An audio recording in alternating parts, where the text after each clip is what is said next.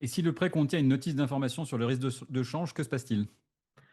Avant 2015, certaines banques communiquaient une notice d'information sur le risque de change, des clauses sur le risque de change et des notices d'information sur le risque de change qui s'appellent notices d'information sur le risque de change ou notices d'information prêt en devise selon les banques. Ces notices ne sont pas claires. Elles ne contiennent pas de communication d'exemples chiffrés, de simulations chiffrées.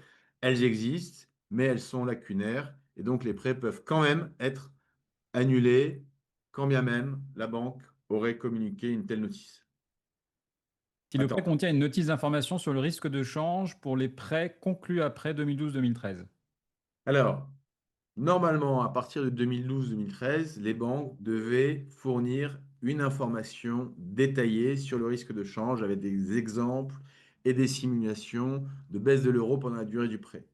Cependant, il est tout à fait rare que les banques aient respecté ces obligations en 2012 jusqu'en 2016.